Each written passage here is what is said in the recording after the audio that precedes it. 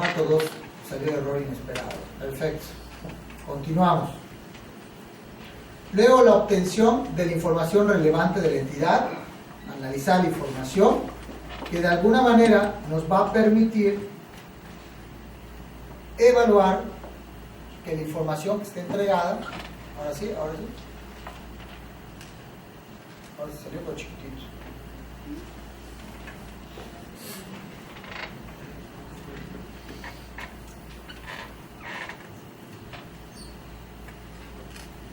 Recopilación de información relacionada con el área de investigación. ¿Sí lo ven así? ¿Sí, no? Está, ¿verdad? Revisar el archivo permanente. Esto te va a permitir de alguna manera ver cómo se ha ido generando desde auditorías pasadas, contratos vigentes, normatividad vigente, la estructura administrativa, cada una de estas formas en que de alguna manera sabemos y conocemos que la entidad de alguna manera ha sido revisada a lo mejor por auditores externos y que de alguna forma nos puede servir estos archivos o nosotros generar nuestro archivo permanente. Pero de alguna manera el archivo permanente que tengamos que hacer, igual que si fuera una auditoría financiera, nos va a permitir tener información de una manera tal vez general, pero ojo, a diferencia de una auditoría financiera, por decir, este es un archivo permanente del área que estamos investigando. Si estamos investigando compras, solo del área de compras. De nada me sirve tener de toda la entidad porque únicamente me estoy llenando de papeles que no me van a servir ni son útiles para efecto de un litigio o algo por el estilo. ¿De acuerdo? Otro punto es la recopilación de la información relativa al periodo auditado, forensemente hablando. Ojo, este periodo puede ser estimado o puede ser determinado dadas las evidencias que vayamos encontrando. Este periodo puede ir aumentando o disminuyendo dependiendo de la evidencia que vayamos obteniendo. Les digo, tuve un caso en donde logramos cuantificar 2.800.000 de fraude, donde se presumía que eran más de 5 millones, pero lo que teníamos en la mano en ese momento, que teníamos plena evidencia y que el tipo ya está en la cárcel, es por 2.800.000. ¿Sí? Resulta que esta persona, hay un fideicomiso, que imagino que igual por acá hay, en el sistema de justicia, donde todas las fianzas se van depositando. Aquí no hay, en Nuevo León no hay. Sí, ¿no? ¿Verdad? Las fianzas, pero las fianzas por cauciones que dicte juez. Sí, se va aquí a finanzas. Bueno, en otro estado, no voy a decir nombre, ¿verdad? No es Querétaro, les comento, ahí no sé, no lo vayan así. Pero había un fideicomiso donde se iban todas las cauciones, todas las fianzas. Y las que se reclaman, o se devuelven, ¿sabes? Las que proceden, obviamente. Resulta que pues el juez pues tiene todos los volantitos de las fianzas para, vamos a decir, los vales para canjear el monto de las fianzas. Y había unas muy antiguas, pues que en su momento nadie la reclamó o precisamente pues causaron firme el delito y por lo tanto pues no tenían derecho a la recuperación. Resulta que cuando salía de vacaciones el juez dejaba un encargado y el encargado sacaba todas esas que no estaban, vamos a decir que no había posibilidad de que las solicitaran y las fue firmando y las fue cambiando. Y así, cada periodo vacacional, o cada vez que se enfermaba el juez, o cada vez que tomaba incapacidad. Y lo que más llamaba eran esos repuntes en época, a diferencia de los demás jueces, que la tendencia, cuando salía de vacaciones, era a la baja. En el caso particular de este juez, precisamente la tendencia era a la alza de la devolución de cauciones. Y pues nos pusimos a investigar y estimamos pues, en 2 periodos vacacionales, luego nos fuimos en 3 periodos vacacionales y decíamos no puede ser más de 3 periodos porque esta persona, la que actualmente está como suplente, entró a trabajar hace apenas 2 años, entonces no, pues cómo es que está. Pero nos fuimos yendo y nos dimos cuenta que hasta el anterior, que ya no estaba, también lo hacía. Entonces logramos documentar, presumíamos que podía llegar hasta 5 millones, pero lo que teníamos de evidencia de los cheques o los vales firmados falsificadamente eran alrededor de 2.800.000 y con eso hicimos la acción penal porque ya estaba el señor tratando de tramitar hasta su jubilación para pues, poder irse. Incluso pidió su cambio, así como para que vean que no soy yo, hasta voy a pedir mi cambio. No, espérate, ¿dónde te vas? Te vas pero a la sombra. Y efectivamente ahí está hoy, por 2.800.000. Entonces sí es importante tener muy claro, nosotros arrancamos por un periodo fiscal y lo fuimos abriendo conforme las evidencias nos fueron empujando hacia las puntas. Clasificar la información por áreas, esto es muy importante, porque la evidencia que vayamos obteniendo, tenemos que irla clasificando de acuerdo si es una información financiera, si es una información para el área legal, si es una información meramente de traje administrativo, si es organizacional, porque al momento de un litigio, pues tú vas exhibiendo conforme al orden que se vaya determinando conforme al juicio, ¿no? Porque en alguno tendrás que demostrar la parte financiera, en otro pues las atribuciones que tenía y por lo cual intervenía, etcétera, ¿no? Dependiendo cómo vayan sucediendo los eventos en el juicio, tú vas demostrando o entregando la información conforme te sea solicitada. Por eso es importante clasificar la información por áreas. Diferente un poco a cómo la clasificamos en una auditoría financiera, por ejemplo. Impuestos, caja, bancos, de acuerdo al estado financiero, por ejemplo. Partida 1000, partida 2000, partida... No. Aquí es conforme se va a requerir para efectos de un litigio. ¿De acuerdo? Estas cédulas las tienen ustedes, ¿eh?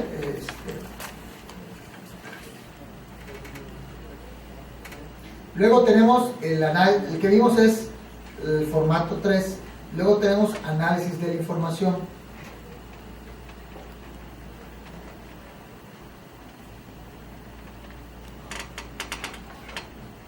Entonces, muy sencilla la cédula, pero como parte de la metodología, tenemos que ver la relación que existe entre una causa y un efecto. Lo que platicábamos, ¿no? Aquí se refiere a la relación que existe, por ejemplo, entre las cuentas de ingresos con otras partidas de la entidad. Y aquí es donde tengo que ver, bueno, si es el área de compras la que estoy yo identificando como que está cometiendo un fraude, bueno, ¿con quién está relacionada el área de compras? Ahorita me van a decir con todas las áreas, muy probablemente. Pero la actividad del proveedor, ¿de qué giro es? ¿Qué parte o qué parte del negocio significativo es el que tiene directamente el proveedor incidencia? ¿O cuándo se está dando el fraude? ¿Qué tipo de producto es cuando se está dando el fraude? Y ahí es donde vamos haciendo el análisis entre una cuenta u otras. Si es una persona, esta persona con quién tiene contacto, de manera formal y de manera informal. De verdad te das cuenta que muchas de la red de corrupciones se dan a través de relaciones informales, normalmente. En algunos casos, en muchos casos también, se da a través de relaciones formales, es decir, el jefe, el encargado, el supervisor, o sea, tiene que haber una colusión en la cadena de mando para que esto se pueda potencializar todo más, todavía más. Pero siempre tiene que haber una relación informal con un proveedor, con la secretaria, con la amiga, con eso. Nosotros nos dábamos cuenta, curiosamente, me platicaba un amigo, ¿no? Me dice, oye, es que cada vez que salgo de vacaciones, de comisión, de algo de mi oficina, dice, siempre recibo la visita, y eso porque me reporta la caseta de entrada, de un proveedor que viene a venderme. Nunca lo puedo atender y siempre lo termina atendiendo X o Y. Y resulta que sí, efectivamente estaba vendiendo a precios inflados, le daba su comisional de compras, etc.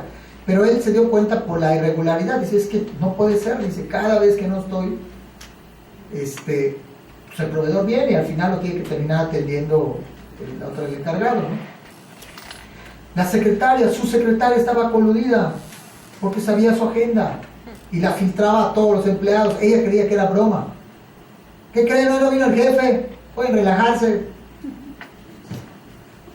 Entonces, ojo, o sea, ¿Cómo se enteraba? La secretaria, a través de una relación informal, porque ella no tenía ni la autorización ni la cadena de mando como para ir a informar a la gente que pues no vino el jefe hoy, ¿no? O ya salió de vacaciones, que aproveche. O se fue al curso del colegio, ¿no? No viene, no llega. Entonces sí es importante el hecho de que pues veamos todas las relaciones formales e informales. Y aquí el radiopasillo pues es útil. Digo, no lo vas a tomar como evidencia, pero sí vas a saber inclusive a quién podrías entrevistar el día de mañana, o de quién podrías solicitar información, quién tenía acceso a la agenda, determinadas personas, ¿de acuerdo? Entonces sí es importante hacer este análisis. Luego, análisis de tendencias consiste en analizar las variaciones de un saldo cuenta, por ejemplo, del rubro de los ingresos a través del tiempo. Esto no sé si lo hicieron con Miguel en la reunión pasada, o si lo explicó él cuando vieron Benford, pero lo que se busca es eso, ver cuál es la tendencia. Por ejemplo, digo, y esto es muy normal, por ejemplo, si yo estuviera en la iniciativa privada, yo sé que, por un decir, las papelerías, pues su agosto es en agosto, ¿me explico? O sea, vende más agosto y septiembre. Entonces son cíclicas, yo sé que hay más lana para estas épocas. La tesorería de un municipio, pues es cíclico también. ¿Cuándo captan más ingresos? A inicio de año. ¿Cuándo gastan más egresos? A fin de año. Pues es por naturaleza. Y cuando veo que hay una variación a esa tendencia a lo largo de los años, hay una variación significativa, tengo que entrar a revisarla. Tengo que ver qué está pasando. Y aquí es cuando entra mucho lo de la moda media, mediana. No sé si se acuerda alguien de probabilidad, de estadística, eso es lo que hay que ver. O sea, si normalmente compramos 100 pesos de combustible y de repente salta que compramos 80, algo pasó. Y si compramos 120, algo pasó. ¿Me explico? O sea, si compramos menos, ¿por qué siempre compramos más? Sería la pregunta. Y si compramos más de lo más, pues ¿por qué? ¿Vale? Esto es importante. Otro, comparaciones. Dicen que son odiosas, pero realmente hay que hacerlo. ¿Cuál es la media? ¿Cuánto cuesta un pozo en todo el mundo? 11,000 pesos. ¿Por qué nuestros pozos cuestan 80,000? Vamos a cotizar con otros individuos para ver cuánto nos cotizan el pozo que pagamos por 80,000 pesos. Digo, además de que estaba mal hecho. Y eso es lo que hay que hacer. Un listado de precios para ver si se están ajustando pues a un intervalo. Platicamos por acá con algunos de ustedes de que muchos proveedores pues ya no quieren venderle al gobierno porque paga tarde, o te lo venden ya a precio financiado. Pues si vas a tardar 5 meses en pagarme, pues de una vez te cobro los intereses que cualquiera te cobraría para verlo. Nosotros allá en Querétaro, y me parece una muy buena práctica, y olvidándonos eso de las cadenas productivas de NAFTA, etcétera, de 24 a 48 horas se pagan todos los proveedores, todos, sin excepción, de 24 a 48. Y todo este sexenio hay la política de cero endeudamiento, cero. Nos tenemos que financiar y tenemos que ser eficientes como gobierno. Entonces, pues hay buenas ofertas, la verdad es que de repente llegan buenos proveedores y nos dan a muy buen precio. Incluso hasta raro se nos hace cuando nos dan muy buen precio y dices, oye, pues acá hay gato encerrado, qué onda, ¿no? Pero la verdad es que se logra hacer esa eficiencia, logras mejor marcha de negociación. Llegan los bancos a enamorarte para que subas todas tus cuentas bancarias con ellos, ¿no? Te quieren regalar computadoras, te quieren vestir una oficina. No sé si ustedes saben, yo no estoy para contarlo, no soy un banquero acá, pero de verdad son de los más bonachones, vamos a decir, con tal de que imagínense la cuenta de la nómina del ejecutivo esté en un banco, ¿no? Entonces digo, oye, dame mejores tasas preferenciales, o sea, no me cobres comisiones, déjame abrir mis chequeras con 0 pesos, pues si voy a meter la nota de recurso federal, no me pidas 20,000 pesos para abrir la cuenta bancaria, pídeme 0, de todos modos voy a meter lana ya. Y se ha logrado negociar con los bancos, ya no necesitamos 1 peso para abrir una cuenta bancaria, ya las comisiones se fueron a lo más bajo, ya están muy negociadas, la deuda tenemos una tasa preferencial existente, heredada. Entonces, eso es lo que se debe buscar, pero si no hay que hacer comparaciones. Me acuerdo cuando salió la famosa ley de deuda, la ley de disciplina, que incluso se empezó a hacer revisiones de la deuda pública a través de los órganos estatales. Decía Banobras, oye, no publiques la tasa que te doy. ¿Y por qué no la voy a publicar? Pues es que a ti te doy mejor tasa que al otro estado. ¿Y por qué se la das más baja? Pues porque el riesgo es más alto, pues simplemente manéjalo así. Si a mí me das el 6 y a ellos les das el 8, pues problema de ellos, no mío. Pero el mismo Banobras pues tiene tasas diferenciadas, cuando en realidad pues yo quiero pensar que deberían ser las mismas tasas a nivel nacional, pero no lo son. Ya hay tasas y cuando salió publicado, pues te das, hace un comparativo. ¿Y por qué estamos pagando el 12% cuando hay estados que están pagando la mitad? Algo no supimos hacer. No necesariamente es un fraude, pero tenemos que hacer esas comparaciones. Tenemos que empezar con esas indagaciones. Muy sencillo. ¿Por qué estamos pagando un 20% más? Ahí sí puede haber un fraude. ¿De acuerdo? Y todo esto tenemos obviamente que referenciarlo con ¿qué? Con los papeles de trabajo. ¿Quién lo hizo? La fecha que lo hizo. Porque pueden cambiar las circunstancias de una fecha a otra. Esto pues es normal, ¿no? Entonces vamos a ir determinando los componentes de la auditoría o los ciclos de transacciones. Muy importante, ¿no? Agrupándolos por las cuentas contenidas en lineamientos o que pudiera ser de la siguiente manera. Ciclos de transacciones. ¿Cómo podríamos irlos agrupando? Bueno, por un ejemplo, los ingresos por impuestos, tasas, provenientes del gobierno federal, deudores monetarios, cuentas por cobrar. Vamos reuniendo las partidas por rubros, podría ser. Las remuneraciones, pues tenemos desde el gasto personal, préstamos al personal, etcétera, el banco que se paga la nómina. Tenemos que ir agrupándolos de tal manera que podamos ir identificando aquellas cuentas relacionadas que podrían ser susceptibles de un fraude. Desde que encontremos una cuenta que está siendo vulnerada, tendríamos que identificar si no tiene repercusión, y seguramente así será, en otras partidas relacionadas. Por eso siempre hay que ver que las transacciones o las cuentas relacionadas las logremos identificar y las logremos documentar. ¿Sí? Es muy importante. Si estoy gastando más, también lo tengo que sacar de algún lado, de mi presupuesto, de ingresos propios, de convenios, etc. Les digo, el caso de los pozos era un convenio federal etiquetado y el mismo proveedor lo hizo en 11 municipios y hay 11 demandas penales. ¿Quién mandó al proveedor? Y el ingreso estaba relacionado directamente con el gasto, con los plazos de ejecución, con los costos de mercado, con el tipo de obra, porque todas fueron pozos, todas, ni siquiera hicieron en uno tuberías, no, todas fueron pozos para alcantarillado, ¿no? Entonces te das cuenta que hay partidas que se van relacionando y también tendrías que ver si el otro departamento no está tan bien relacionado. Si veo que la papelería están haciendo el fraude en los montos que de las compras, pues probablemente quién está haciendo las requisiciones, por qué le estamos cobrando a tal proveedor, en qué fechas le estamos comprando a los proveedores. Hay muchas vertientes que podemos nosotros jugar de tal manera que veamos qué otras dependencias, áreas de personas están vinculadas con un posible delito. Y aquí es donde viene nuestra creatividad, aquí es donde viene también la parte de entrevistar a la gente, con quién ha tenido contactos, con quién está saliendo.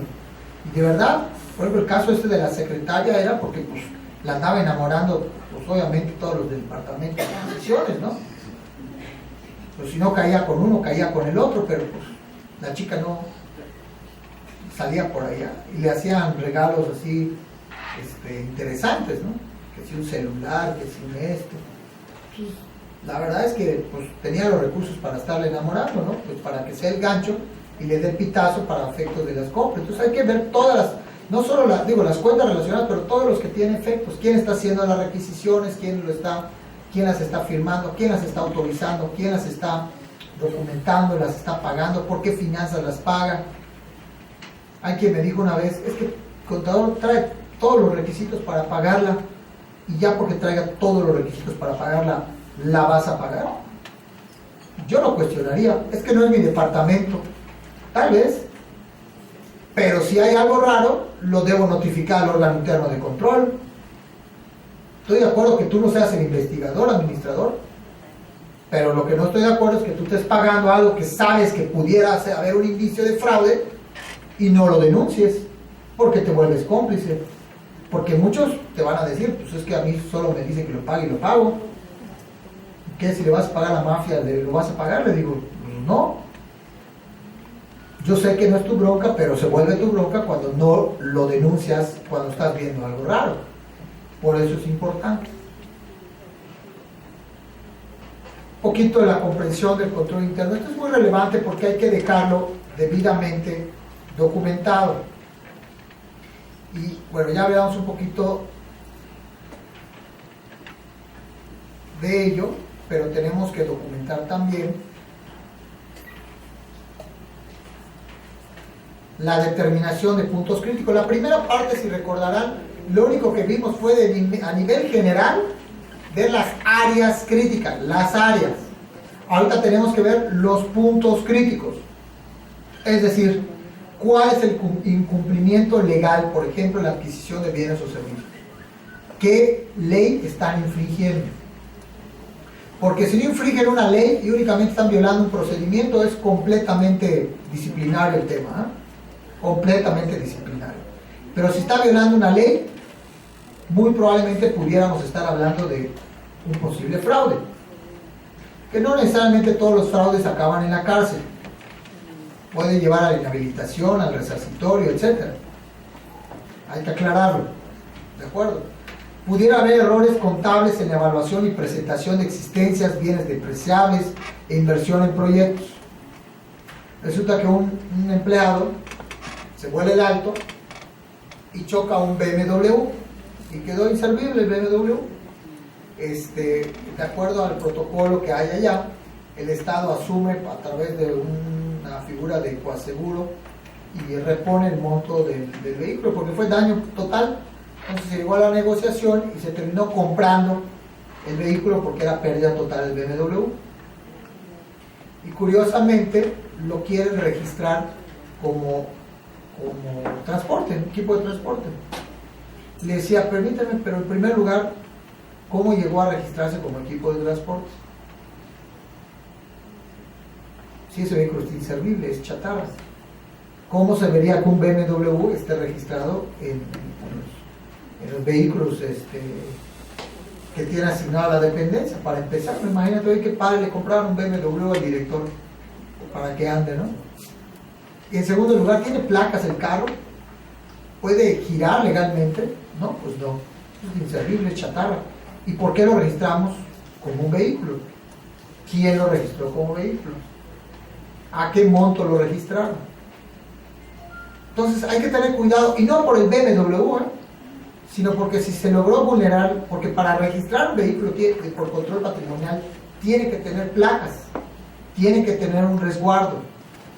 Entonces, si se violaron todos los procedimientos de control, al grado que se llegó a registrar el vehículo, me asustan, porque quiere decir que los controles, o la persona que tenía el control, no lo está haciendo. Entonces, pues nos dimos la tarea de investigarlo, obviamente, y obviamente todo fue un trámite de que ahí te mando para que firmes, está bien, lo firmo, ahí te mando para... Y el vehículo se debió haber registrado como chatarra, inservible. ¿Cuántas veces, oye, te invito a la entrega y recepción de la obra, no voy a llegar, mándamelo para que te firme?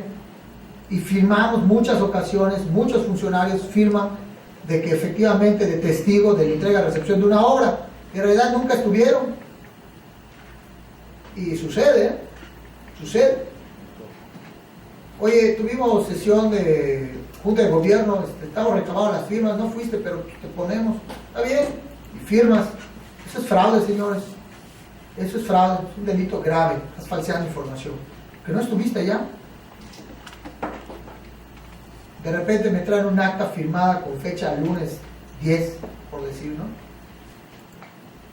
Firmado a las 10 horas, está el acta presente para efectos de la compra de no sé qué, un acta de fallo. Donde estuvo presente el director del comité de adquisiciones, tal. Agarro el periódico, abro el periódico y el señor estuvo a 400 kilómetros en la inauguración de un evento de una obra, tal, a la misma hora que aparece el acta. Pudo haber estado en dos lugares, imposible. Eso es fraude, señores. Y sucede, sale en el periódico y luego firman al día siguiente, en la tarde, como si hubieran estado. Entonces, ojo, es muy importante identificar todo, qué ley estamos violando, qué reglamento estamos violando, porque toda esa normatividad la deberemos señalar y la tendremos que documentar para efecto de poder llevar a cabo nuestro litigio. Incumplimiento legal en la contratación de personal, en la revisión de aportes de patronales, descuentos de empleados, etc. Muchas entidades, no hablemos de nuestra hermana República de Veracruz, le descontaba a los trabajadores su sueldo, su nómina, y no la pagaba, se la quedaba, ¿no? Según decían. Entonces, ¿ustedes creen que los trabajadores no se dieron cuenta? Claro. ¿Y por qué no lo denunciaron? Ojo. Entonces no era algo nuevo. No sé cuántos municipios son en Veracruz. Pues no creo que sean 2 o 3, son más. ¿Cuántos? 211. 210 por si fallamos. Pero no puede ser que 210 municipios que no les entregaban sus recursos no lo denunciaron. Y nos enteramos hasta que ya no está en la cabeza, ¿no? Entonces, ojo, hay que tener muy claro estas situaciones y documentarlas. ¿Quién contrató a esta persona? ¿Quién? Es que vino recomendado. Está bien. ¿Quién hizo las pruebas de evaluación para ingreso? ¿Quién lo dio de alta? ¿Por qué lo dieron de alta con ese sueldo? ¿Está autorizada la plaza? ¿Tiene techo financiero? ¿Quién autorizó el monto de su partida? ¿Está en el tabulador autorizado? Ahorita con la ley de disciplina financiera, no nada más es contratar por contratar, no puede rebasar el porcentaje de la Producto Interno Bruto, el 1.5 en este caso, por acá. Entonces sí está muy cuestionado y tenemos que documentar el proceso de quién está interviniendo en la operación que estamos nosotros y quiénes están cayendo en las violaciones, porque una cosa es el delito y otra cosa es que toda la cadena de personas hayan sido o hayan incumplido alguna ley. ¿De acuerdo? Habrá unos que sí la cumplieron y otros que pues nada más aparecieron su nombre por allá porque participaron en algo, solo le jalaron la pata a la vaca pero no la mataron. ¿De acuerdo? Pero bueno, también incumplieron, atrasos y errores en las conciliaciones bancarias y en registros contables. Esto se da mucho. La verdad es que de repente empezamos a hacer operaciones fuera de tiempo y por eso el tiempo real, por eso lo que se propone es el tiempo real, o sea, es decir, tener información de manera oportuna, porque si no, si yo preestimé, por poner el ejemplo que platicábamos hace un rato, pues de aquí a que yo lo registro y lo cuantifico, pues ya terminé, ya hasta inauguré la obra.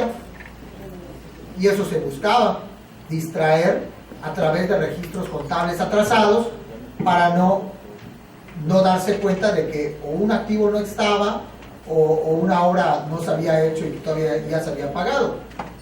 Debilidad en control de vehículos, combustible, que es algo muy común que se daba y se da todavía, ¿sí? Pero lo que platicábamos, ¿no? El control vehicular en algunos casos es mucho más estricto, en otros es muy laxo, y el combustible. Y bueno, también tendremos que documentar la dificultad de obtener evidencia o de aplicar un procedimiento de auditoría forense que yo había decidido llevarlo a cabo y que por alguna razón me vi limitado, no pude realizarlo. También debo dejarlo por escrito, porque a veces quiero hacer una entrevista y la persona pues simplemente no fue o no estuvo, o por ejemplo quise tener un documento y no me lo contestaron. Entonces también hay que dejarlo por escrito cualquier limitación o dificultad que yo obtuve al momento de realizar mis pruebas. ¿De acuerdo? Esto es muy importante porque a la hora no me pueden acusar de falta de diligencia por no haber agotado todos los procedimientos que debía haber yo realizado. Porque si yo dije que iba a hacer esto y no lo pude hacer, lo tengo que dejar por escrito. ¿Por qué no pude realizarlo? Porque si no, me pueden decir o señalar que no cumplí con todos los procesos o procedimientos para demostrar, por ejemplo, un delito. Sí. No, y de repente la hoja que hacía falta resulta que sí existe y es la que desacredita todo tu trabajo. Te va a decir, oye, ¿por qué no la obtuviste en su momento? Por eso hay que dejarlo siempre bien documentado.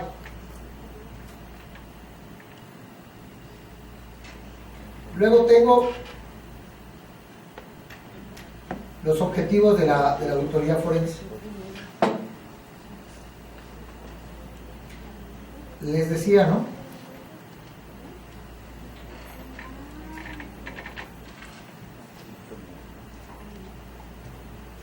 Hay que tener muy claro cuál es el ilícito que estoy buscando.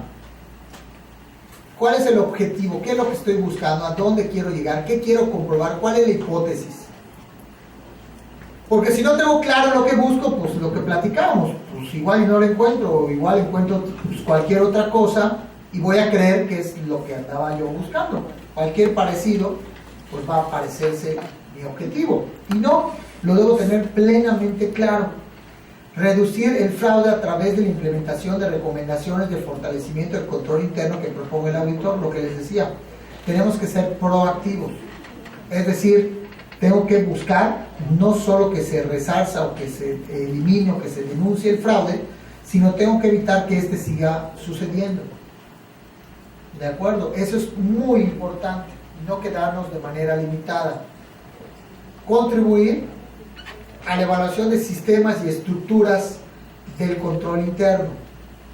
Como auditores debemos participar en ello de manera muy clara y muy precisa, pero no de toda la entidad, sino de las áreas relacionadas con donde está el fraude. Porque tu chamba no es ver el control interno de toda la entidad o de todos los controles antifraude. Es únicamente donde los controles están siendo vulnerados y se está materializando el riesgo. Por lo tanto, solamente ahí, para efectos de tiempo, para que no gastes tiempos de auditoría que no tiene el propósito, debe uno participar en el desarrollo de programas de prevención de pérdidas y de posibles fraudes en donde esté precisamente cometiéndose el ilícito. ¿Sí? Recopilar evidencias aplicando las técnicas de investigación, ¿cuáles? Las que hemos platicado. Vamos a ver unas más adelante.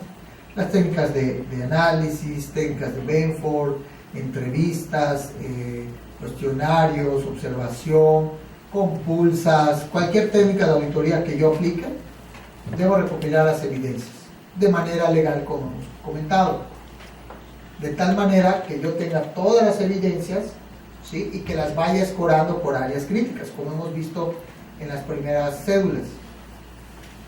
Luego, brindar soporte técnico a los órganos judiciales para la investigación del delito y su ulterior sanción.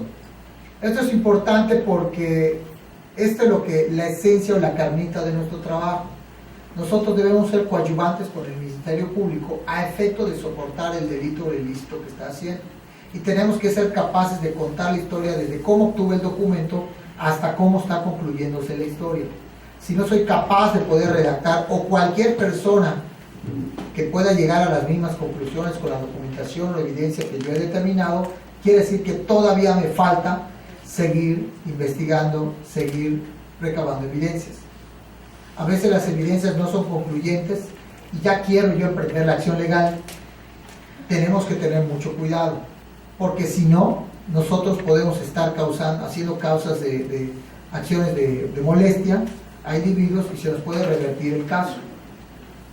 ¿De acuerdo? Entonces es muy importante tener muy claras las evidencias y dejarlas documentadas de cómo llegamos hasta ese punto del delito. Que podamos dejar la evidencia de cómo encontramos qué. ¿Vale? Muy importante. ¿Hasta acá algún comentario, alguna duda? Luego, la determinación de la materialidad de la auditoría. Aquí es importante el hecho que nosotros también determinemos de una manera mucho más práctica la materialidad, pero en cuanto al acto ilícito de acuerdo al juicio profesional que puede emitir el propio auditor forense. nosotros determinar quiénes son los usuarios que están hechos la información, el uso que le darán a dicha información, el grado de precisión para que los usuarios fundamenten decisiones sobre ellas, en caso, por ejemplo, de un fraude financiero. ¿Quiénes han tomado decisiones o quiénes han beneficiado de esas decisiones financieras? Cualquier información falsa, ¿quién ha tenido beneficio o ha tomado decisiones de esa información? Hay que identificarlo, porque a lo mejor con la información falsa se desacreditó un proveedor o se contrató a otro. Con la información falsa, ¿sí?, se decidió ampliar un presupuesto o disminuirlo. Con información falsa, ¿sí?, se contrató a algún personal, se modificó alguna estructura, se asignó algún recurso, etcétera, ¿no? Y esto pues es se da mucho cuando las áreas de apoyo, en donde tienes que hacer estudios socioeconómicos, de repente te encuentras gente que hace solicitudes que no lo requieren y falsean información. Hoy falsear esa información se vuelve un delito grave en la ley de responsabilidades, pero no solo para quien digamos toma decisiones con esa información falsa, sino para quien entrega. Si yo como usuario tenía la responsabilidad de validar la información y no lo hice, pues yo estoy siendo partícipe del delito. Y peor aún, el que le entrega también. Para solicitar una beca, a lo mejor digo que tengo que tener, no sé, ingresos hasta por, no sé, estoy inventando, ¿no?, hasta por 5,000 pesos. Pues yo gano, no sé, vamos a poner 100,000 pesos. Pues obviamente, pero quiero tener la beca de mis hijos. Bueno, pues vamos a decir que vivo acá, que gano acá y que trabajo acá y falseamos toda la información.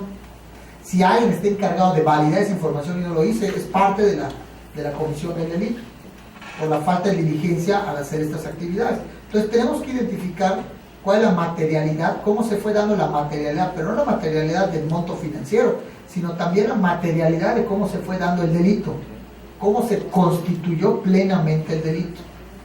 Para eso, hacer prueba plena. ¿De acuerdo? Eso es lo relevante cuando buscamos la materialidad en una auditoría forense.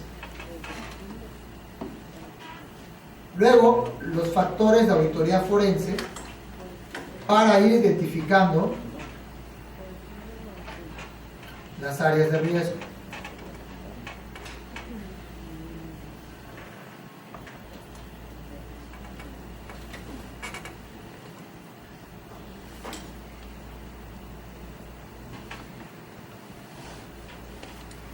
Aquí tengo que identificar como parte de mi auditoría las indagaciones a la autoridad, a los responsables de la administración, a cualquier nivel que se considere apropiado. A veces hay gente que le da miedo irse con el secretario, con el director, pero es parte de nuestras responsabilidades también entrevistarlo. Oye, es que se va a ofender si digo que soy el auditor forense y lo voy a entrevistar. ¿Dónde va a quedar su reputación? Pues donde sea. O sea, tú tienes que cumplir de manera diligente tu trabajo. A mí me llama mucho la atención porque cuando estaba yo entrevistando a esta persona que les digo que ya está bajo la cárcel, cuando le hablé para concertar la cita para que fuera a mi oficina a platicar, me dice, oye, no podemos vernos en otro lado. Es que imagínate que a mí me vean llegar allá, van a creer que esto es cuestión política, que nos estamos arreglando, que esto. Yo, ¿de qué o qué? Le dije, pues si solo quiero platicar contigo de tus procesos, ¿qué nos vamos a arreglar? ¿Hay algo por lo cual tengamos que arreglarnos? Tú dime. O sea, la misma persona, desde que estaba yo hablando, pues ya como que se estaba echando la soga al cuello. Vamos a vernos en lo oscurito, no, permíteme. Ni a mi mujer se lo permito y no a cualquiera. Entonces sí hay que tener mucho cuidado porque tenemos que indagar a todo el personal, a todos. Entrevistar a cualquier nivel, hay que hacernos de la información porque si no, nosotros podemos estar faltando a hacer un trabajo con verdadera diligencia. Entonces hay que definir además si es satisfactoria la forma en que los responsables están supervisando, en que están haciendo sus labores. Hay que identificar cómo reaccionaron también a los riesgos posibles de fraude al momento que se pudieran ir materializando. Otro punto es la evaluación sobre la posible existencia de uno o más factores de riesgo que no estaban contemplados en la matriz de riesgo. Y habría que ver por qué no se consideraron en la matriz de riesgo inicial. Si fue una falta de pericia del que hizo la matriz, o si fue dejado ese riesgo a propósito o con alevosía fuera de la matriz de riesgo, del mapa de riesgos. Considerar las relaciones inusuales o inesperadas al aplicar procedimientos analíticos. Aquí hablamos tanto de cuentas como de personas. Si de repente veo que los activos están yendo a las reclasificaciones, pues me llama mucho la atención. ¿Por qué lo estamos haciendo en reclasificaciones? ¿Por qué a destiempo? Alguien que no hizo su trabajo. Si vemos que hay relación inusual también entre personas, pues también debemos detectarlo. Yo tuve un caso en donde el director financiero era esposo de la directora del órgano de control interno. ¿Ustedes creen que había independencia? Pues no, claro que no.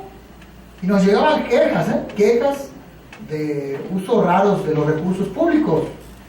No sé si lo cateaba en la noche en su casa o qué hacía el órgano interno de control, pero resultados no estaba dando. Entonces, obviamente, aquí hay un conflicto de interés. Le pedimos amablemente que se excuse y entramos a hacer la auditoría de manera directa. ¿Por qué? Porque había conflicto de interés, no había independencia. Y además había denuncias. Entonces, ¿qué voy a hacer? ¿Mandar la denuncia a su mujer? Claro, si era de otra mujer, pues iba a haber reacción, pero si no, pues como que no iba a haber el detalle, ¿no? Eso lo tenemos que tomar muy en cuenta a la hora de verificar las relaciones que existen, tanto entre cuentas como entre personas, ¿sí? Y realizar procedimientos de comparación y de análisis. Acuérdense, análisis de tendencia, buscar la moda, etcétera, dentro de las partidas que estemos revisando. Y a veces podemos hacer, incluso a veces se hace, de partidas a lo mejor que pudiéramos pensar que no están correlacionadas, pero que de alguna manera tienen una incidencia indirecta en ellos. De repente vemos que hay entidades que no están cumpliendo sus objetivos, pero sí están gastando todo el dinero. ¿Qué está pasando? ¿Qué tiene que ver los indicadores con el dinero? Pues mucho, porque si tú planeaste tener determinadas metas y cumplimientos de objetivos, y si se te está asignando todo el presupuesto para ello, tienes que justificarme por qué no alcanzaste el número a las veces, al indicador que tú mismo seguramente habrás propuesto, o alguien habrá propuesto. Si no alcanzamos la cobertura, si no alcanzamos los montos, si no alcanzamos, ¿qué está sucediendo? ¿Por qué no lo estamos alcanzando? Y es ahí donde tenemos que de manera muy práctica identificar cuáles son aquellas desviaciones que pudieran estar relacionadas, ¿sí? Y documentarlas. La evaluación del proceso diseñado por la máxima autoridad para identificar y responder a los riesgos de fraude. Aquí es muy importante cómo la más alta autoridad del departamento, del área, de la secretaría, de la dirección, ¿sí? De alguna manera ha dado instrucciones o ha de alguna manera direccionado para evitar que se logren vulnerar los controles existentes de riesgos de fraude. Porque todo viene y todo parte del ambiente de control, y muchas veces, y yo me encontraba en algunas reuniones, me dicen las personas, es que a mí mi jefe me dice que lo haga así, y así tengo que decir, ¿y qué dice tu manual de procedimientos? No lo sé, pero mi jefe me dice que yo lo haga así, y no se baja entre, es que mi jefe me dice que lo haga así, y nunca has cuestionado a tu jefe. Pues no, ¿por qué? ¿Lo tengo que cuestionar? Pues sí, no eres un robot. No es que le falte el respeto, pero hay que cuestionar las actividades que hacemos. Él tiene la atribución de dar esa instrucción, porque si no, te estás volviendo copartícipe, y si no está por escrito la instrucción y tú nada más lo estás siguiendo porque te lo dice al oído, el responsable eres tú, si lo sabes, ¿no? Entonces es muy importante, muy, muy importante.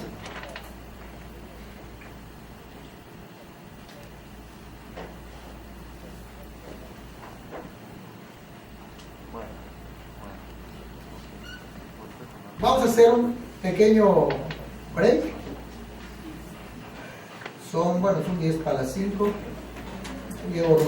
Empezamos 3 y 10. Mande. A las 5, 5, ¿eh? Pero 5, 5, ¿vale? Para que se despabilen y tomen un cafecito y unas galletitas, ¿vale? Bueno, les veo en 15 minutitos. Gracias.